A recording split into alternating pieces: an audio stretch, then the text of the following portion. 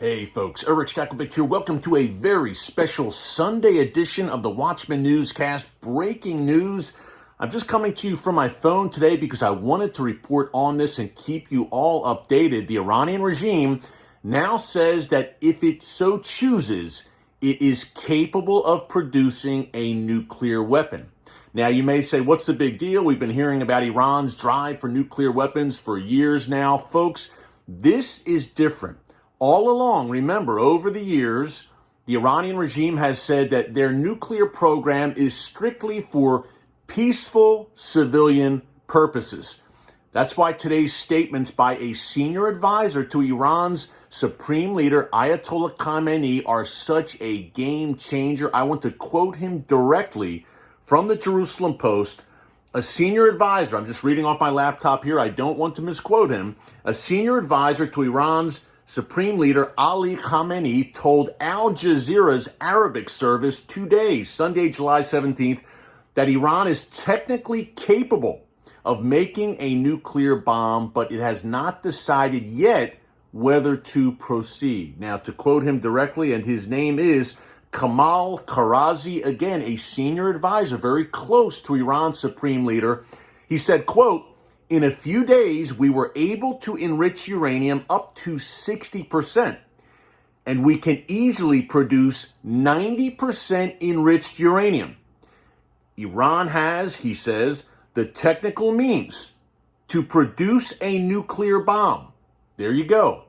But there has been no decision by Iran to build one yet, he says.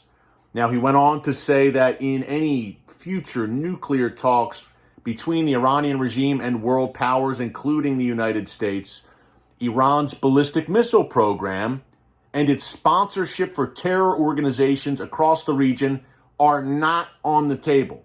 Not even up for discussion, he says. Again, the senior advisor to Iran's supreme leader. Folks, let's break this down real quick. He's owning the fact that Iran has produced 60% enriched uranium, well on their way to the bomb. And hey, if we want 90%, it's at our fingertips. We are capable of the bomb. We just haven't decided yet whether we want to or not. Well, folks, guess what?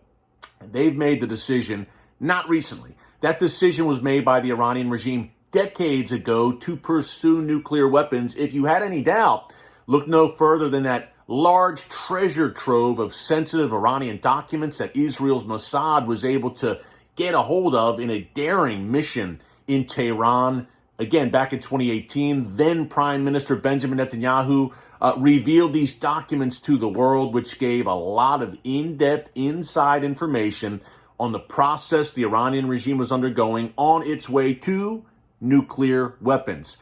Now, a senior advisor to the Supreme Leader is just saying they're not trying to hide it now, folks. That's why it's so important, and that's why we had to come to you with this breaking news.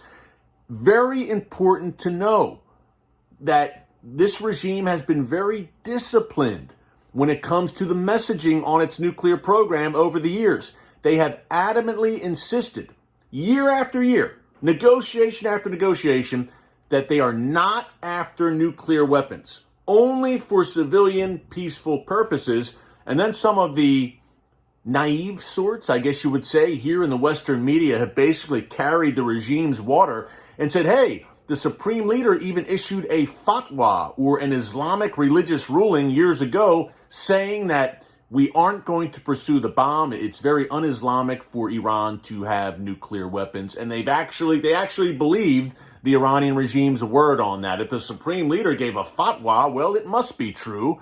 That's what you're dealing with here in the West, where I'm sitting right now. And that is why you have the West, including the United States, still pining for a brand new Iran nuclear deal. Now, again, game changer here. The Iranian regime laying down the gauntlet one day after Joe Biden leaves the Middle East, that 4-day trip to Israel and Saudi Arabia, of course. He leaves and Iran says, guess what? We're ready. If we want the bomb, we can have it. First time they've used that sort of pointed rhetoric, and they're saying, we're right there. He didn't say anything about peaceful purposes, did this advisor, Kamal Karazi, this advisor to Ali Khamenei. No, he was talking about a nuclear bomb, a military nuclear program. Hey, we've known that all along. Israel's known it. The U.S. has known it. The West has known it. But to hear Iran say it is another thing entirely. So how does the United States, Israel, how do they respond to this? Number one, I can't stress enough, folks, they make this announcement right after Biden leaves the region. What is the aim here on the part of Iran? Either it's to intimidate the United States and world powers back to the negotiating table, where Iran is essentially saying now, hey, we're this close to the bomb. Don't tempt us. We haven't decided yet whether we want it, but if we want it, we can have it, and we can have it quick. So perhaps they expect the West, the United States, to jump and say, oh, my word, we better negotiate with them and give them whatever they want so they don't break out and announce that they have the bomb or even test the bomb. So the blackmail extortion strategy that the Iranian regime has used to great effect, I might add, for years now, look no further than the 2015 Iran nuclear deal and 2022, when the United States, Britain, France, Germany, Western powers, along with Iran's good friends, Russia and China, again, are trying to cement a brand new Iran nuclear deal. So is this part of the blackmail, extortion, scare tactics by the Iranian regime scaring the U.S. and the West back to the negotiating table? Or is it just a sign that Iran says the deal's dead? No more Iran nuclear deal. It's over. We don't care what you say. We're breaking out. We're going to do our thing. And we dare you, America, great Satan, as they would call the United States. We dare you to do something about it. Oh, and by the way, we dare the brand new interim caretaker Israeli government led by Yair Lapid. We dare them to do anything about it.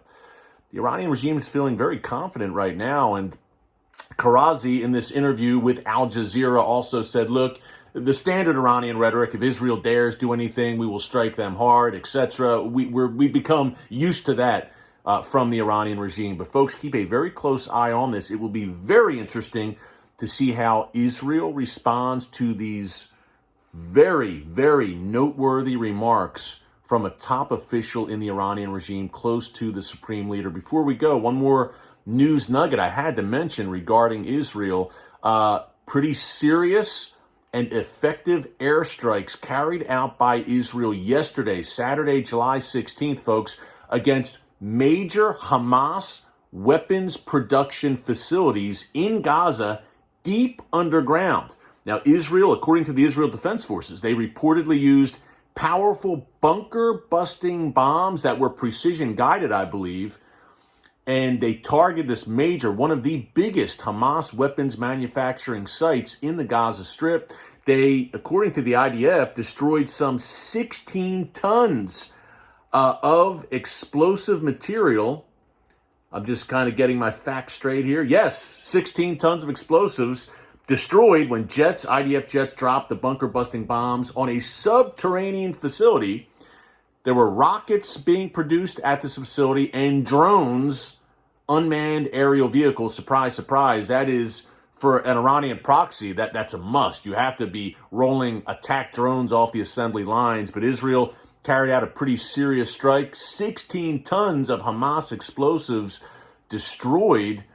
And, of course, this came in response. This didn't happen in a vacuum, folks. As we close, important point to make.